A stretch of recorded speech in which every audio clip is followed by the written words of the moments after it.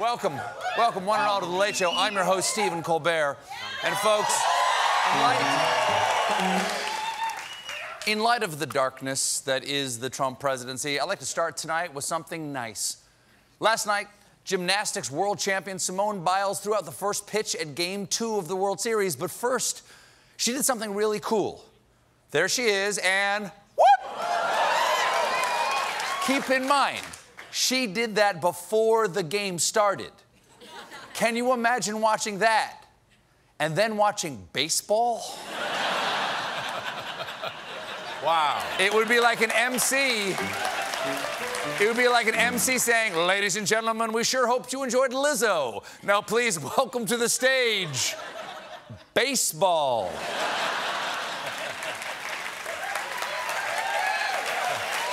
Now, back to the darkness already in progress.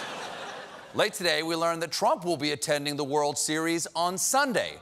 Of course, keep in mind, we don't know for sure if it'll last that long. Trump's presidency, I mean.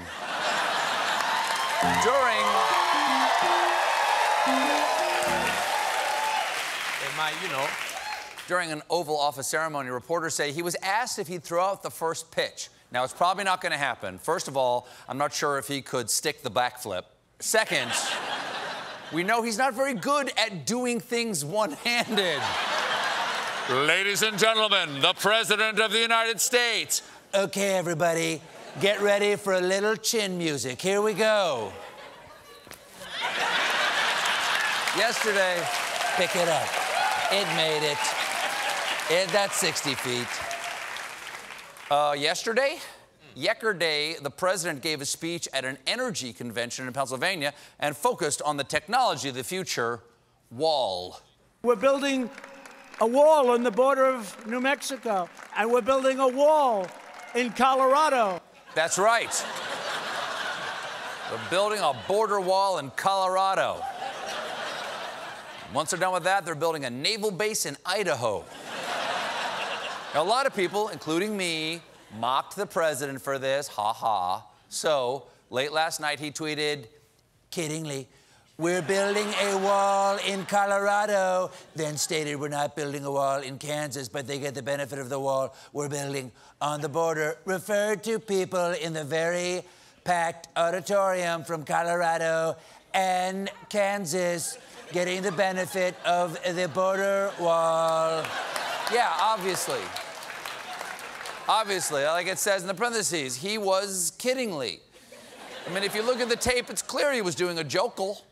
We're building a wall on the border of New Mexico, and we're building a wall in Colorado.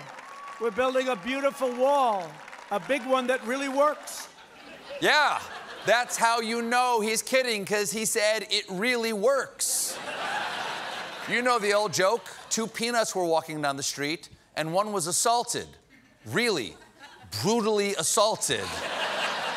He was almost murdered. Now, as a fellow comedian, I get what he's doing here. Before you tell a joke, it's very important to kick off the joke by saying, kiddingly. If you don't believe me, just check out my prompter. There he goes. Just, Trump wishes. He's fun.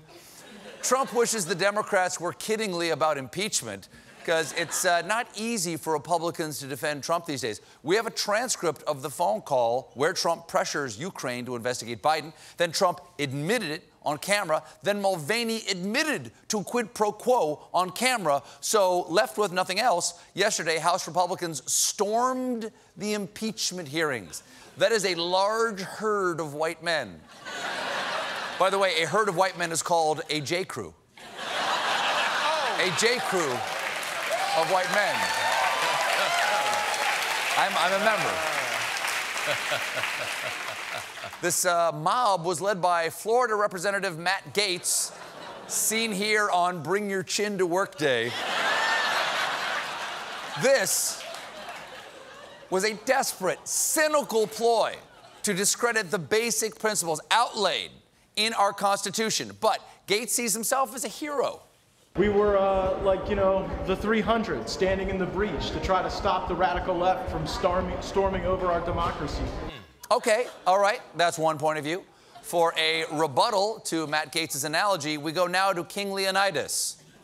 This is stupid! Gaetz. I like this clip. That's nice. Gaetz played to the camera when he was asked about his friendship with the president. I love the president so much, I may never love another president again. Wow. Aw. That's quite a love story. They're like Romeo and Juliet, except everyone else wants to kill themselves. Just.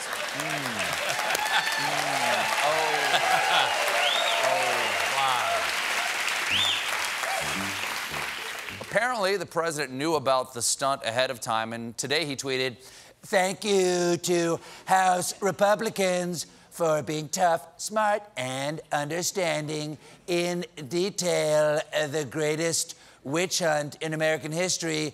It has been going on since long before I even got elected. The insurance policy. A total scam. Thank you, guys. You're like the sons I wish I had instead of the ones that I do." Now,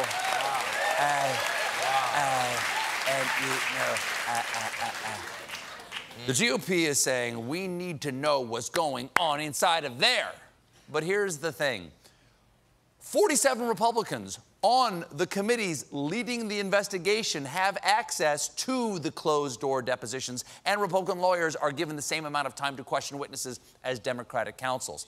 In fact, of the Republicans who RSVP'd for the room storming, 12 of them are allowed to sit in on all depositions. Good protest, guys. What do we want? What we have? When do we want it? Already got it. Why are we here? I don't know. I heard there was pizza. I heard there was pizza. There was pizza. Soylent Green is people. This is not some Democratic star chamber that Schiff is running, as Judge Andrew Napolitano attempted to explain to the friendly friends at Fox and Friends.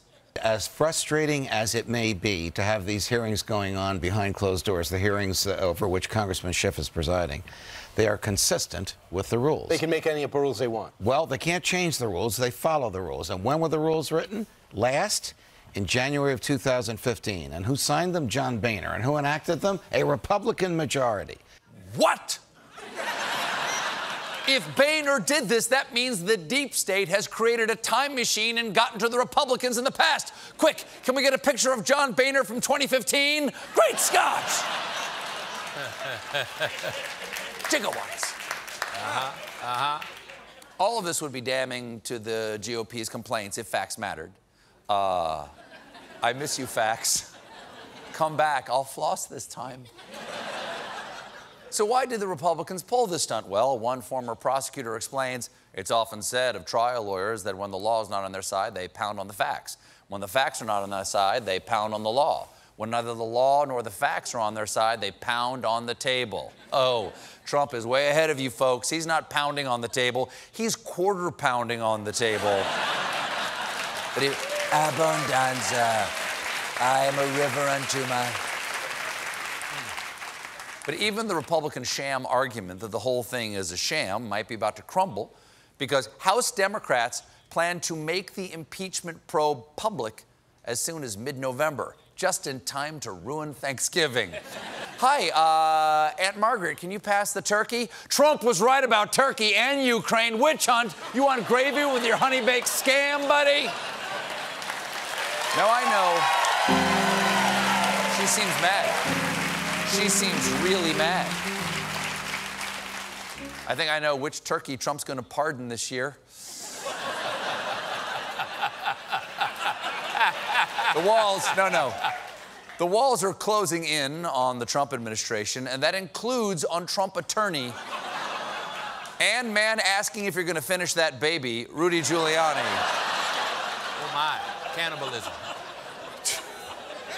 Giuliani is being investigated for some really shady business dealings in Ukraine, and as a result, we've just learned that Giuliani is looking for a defense attorney. Rudy, if you're looking for a good one, don't look in a mirror. Good news. Oh, wow.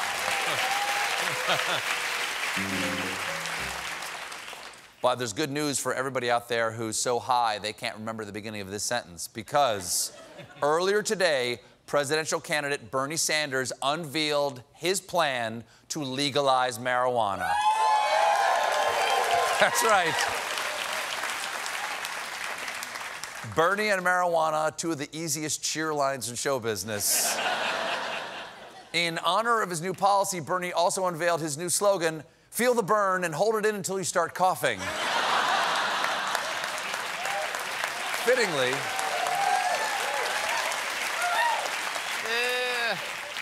Bernie's proposal dropped at precisely 4:20 p.m. Yeah. You know what that is. I know, yeah. You know what happens at 4:20? Bernie's dinner time. Early bird special, baby.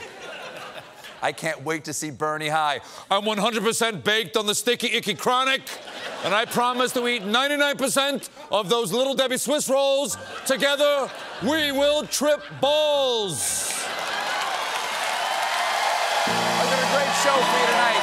Steve Carell is here. But when we return, meanwhile,